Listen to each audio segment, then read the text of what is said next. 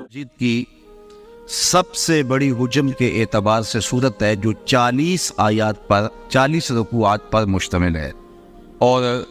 یہ مدینہ المنورہ میں حضور علیہ السلام کے قلب اطہر پر نازل ہوئی، اور اس صورت کا آغاز حروف مقطعات سے کیا جا رہا ہے۔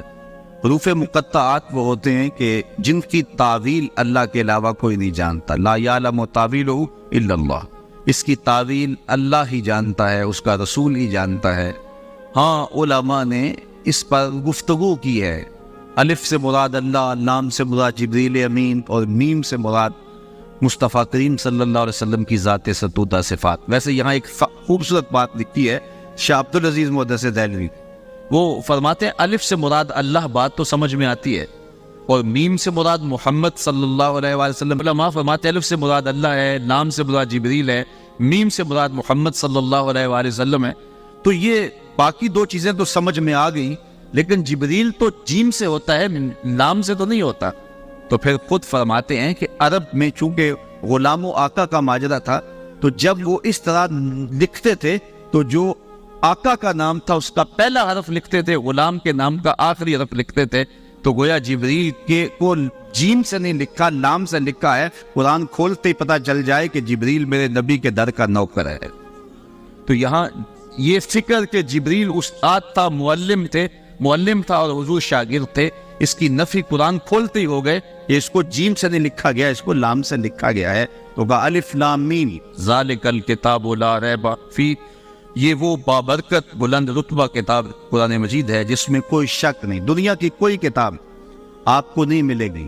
بڑے سے بڑا مصنف بھی جو بڑا کہنہ مشق مصنف ہو، وہ بھی کتاب لکھنے کے بعد کتاب کے شروع میں، آغاز میں یا اس کے آخر پہ لکھتا ہے کہ اس میں کسی قسم کی کوئی کمی کوتاہی پائیں، کوئی سکم پائیں تو مجھے آگاہ کر دیں تاکہ آئندہ ایڈیشن میں اس کی اصلاح کی جا سکے۔ تو بڑے سے بڑا مصنف بھی یہ دعویٰ نہیں کر سکتا کہ میری کتاب اغلاط سے پاک ہے، یہ واحد قرآن ہے، قرآن کھولتے ہی پہلے دعویٰ ہے، اس میں کوئی شک ہے ہی نہیں ہے، اور یہ صرف قرآن مجید کا اعزاز ہے۔ امام شافعی علیہ رحمہ نے ایک جز لکھا اور پھر اپنے شاگرد کو کہا کہ میرے سامنے اس کو پڑھو، تو انہوں نے جب پڑھا تو اس کی کئی غلطیوں پر متنبہ ہوئے، تو کہا اس کو یوں بدل دو، اس کو یوں بدل دو، یوں بدل دو۔ پھر دوسرے دن فرمایا کہ اب تبدیلی کے بعد دوبارہ پڑھو۔ تو جب دوبارہ آپ کے سامنے وہ کتاب پڑھی گئی تو امام شافعی فرمانے لگے کہ اس لفظ کی جگہ یہ لفظ ہوتا تو زیادہ اچھا تھا، یہاں سے تبدیلی کرو، یہاں سے تبدیلی کرو، یہاں سے تبدیلی کرو۔ تو اس نے تبدیلی کی، تو اگلے دن جب پھر پڑھی گئی تو پھر نئی غلطیوں پر آپ آگاہ ہوئے۔ کہتے ہیں وہ کتاب امام شافعی کے سامنے 70 مرتبہ پڑھی گئی، اور ہر بار کسی نئی غلطی سے آگاہ ہوتے۔ پھر جب اتنی مرتبہ پڑھی جا چکی تو امام شافعی اپنے شاگرد سے کہنے لگے داؤ اسے چھوڑ دے، یہ حق شافعی کی کتاب کو نہیں ہے کہ اس میں کوئی شک نہ ہو، اس میں کوئی غلطی نہ ہو اور امکان نہ ہو، یہ حق صرف اللہ کی کتاب قرآن مجید کو ہی حاصل ہے کہ یہ کتاب کھولتے ہی یہ دعویٰ موجود ہے کہ اس میں کوئی شک نہیں ہے، لا ریب فیہ۔ تو یہاں لا نفی جنس کے لیے ہے کہ یعنی مطلق کوئی بھی اس کے اندر شک ہے ہی نہیں، نفس کتاب میں کوئی شک نہیں۔ اگر کسی کے ذہن میں شک ہو وہ ایک امر آخر ہے، اور وہ آگے چل کے سورہ بقرہ میں ارشاد فرمایا گیا کہ جو ہم نے اپنے عبد خاص پہ اتارا اس میں اگر تمہیں شک ہے تو اس کی مثل ایک صورت لا کے دکھاؤ۔ تو کسی کے نفس میں شک ہو، کسی کے ذہن میں تردد ہو، وہ ایک امر آخر ہے۔ نفس کتاب کے اندر لا ریب فیہ مطلق نفی کر دی گئی، جنسیت جنس کی نفی کر دی گئی کہ شک نام کی چیز ہی اس کتاب میں نہیں۔ اتنی مبرہ، اتنی پاکیزہ اور اتنی خوبصورت کتاب ہے کہ یہاں شک نہیں ہے۔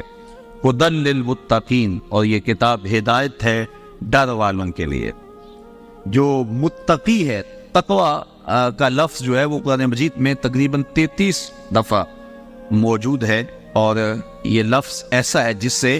ہر دینیات کا طالب علم اچھی طرح سے آشنا ہے۔ ہم نے یوں ہی گوش سنبھالا ہے، ہم تقوی کے لفظ سے جو ہے وہ آگاہ ہیں، اور ہمیں تقوی کا جو ہے وہ ایک سطحی سا مفہوم بھی اچھی طرح سے ازبر ہے کہ تقوی سے مراد کیا ہے۔ تو اس پر علماء نے بہت کچھ لکھا بھی ہے، اور یہ قرآن مجید کا اہم موضوع بھی ہے، اور تقوی کا حاصل ہونا یہ مومن کی زندگی کا مقصود بھی ہے۔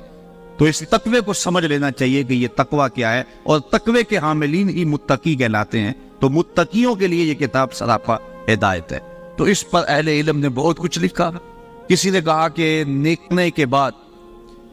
جو طبیعت کے اندر ایک تذبذب ہوتا ہے کہ میری نیکی قبول ہوئی ہے یا نہیں ہوئی، تو اس کا نام تقوی ہے۔ نیکی کرنے کے بعد بھی ڈرتا رہے، اور یہ حضرت شیخ جہانگیر سمنانی علیہ رحمہ کا قول ہے، اور اس کی تائید میں حضرت علی المرتضیٰ رضی اللہ تعالی عنہ سے مروی ایک روایت بھی موجود ہے کہ نیکی کرنے کے بعد بھی انسان ڈرتا رہے کہ پتہ نہیں میری نیکی بھی قبول ہوئی ہے کہ نہیں۔ اور اگر اس پر عمل دیکھنا ہو تو وہ سیدنا فاروق اعظم کا عمل موجود ہے کہ عید کے دن رو رہے تھے، تو کسی نے پوچھا کہ حضرت آج تو خوشیوں بھرا دن ہے، تو کہا مجھے نہیں پتا میرے روزے قبول ہوئے ہیں یا کہ نہیں ہوئے، میں مقبولین میں سے ہوں یا مطرودین میں سے۔ تو یہ ہے نیکی کرنے کے بعد بھی ایک کھٹکا رہے، ڈر رہے کہ پتہ نہیں میری نیکی قبول ہے کہ نہیں، چونکہ جو گناہ ہوتا ہے وہ کنفرم ہے کہ گناہ ہے۔ تو نیکی میں تھوڑا سا فرق نیت کا آ گیا، تو یوں کہ یہ بڑی حساسیت ہے اس معاملے کے اندر۔ وہ کیا اقبال نے کہا تھا، براہیمی نظر لیکن بڑی مشکل سے ملتی ہے، ہوس چھپ چھپ کے سینوں میں بنا لیتی ہے تصویریں۔ تو یہ بڑی باریک سی چالیں ہوتی ہیں، ریا کی بھی، عجب کی بھی، اور بہت ساری چالیں جو عمل کو برباد کر دیتی ہیں۔ اس لیے جو ہے وہ نیکی کرنے کے بعد بھی وہ جو طبیعت کے اندر بے چینی ہوتی ہے کہ پتہ نہیں میری نیکی قبول ہوئی ہے یا کہ نہیں، تو اس کو تقویٰ کہتے ہیں۔ تقوی کے بارے میں یہ بھی کہا گیا کہ گناہ سے قلبی نفرت اور نیکی کی طرف قلبی رغبت کا نام تقویٰ ہے۔ لیکن میرے خیال میں تقوی کے حوالے سے بہت اچھا حضرت کعب بن احبار سے مروی ہے، جب حضرت عمر رضی اللہ تعالیٰ عنہ نے ان سے پوچھا کہ تم پچھلی کتابوں کے عالم بھی ہو اور قرآن بھی پڑھا ہے، تم بتاؤ کہ تقویٰ کیا ہے۔ یہ کعب احبار نے حضور کا زمانہ پایا ہے، لیکن زمانہ رسالت مآب صلی اللہ علیہ وسلم میں اسلام قبول نہیں کیا۔ حضور علیہ السلام کے وصال کے بعد انہوں نے اسلام قبول کیا، تو گویا وہ حضور کی زیارت تو انہوں نے کی ہے لیکن صحابی نہیں بنے، تو اس لیے تابعین میں سے ہیں، لیکن پچھلی کتابوں کے عالم تھے، اور پھر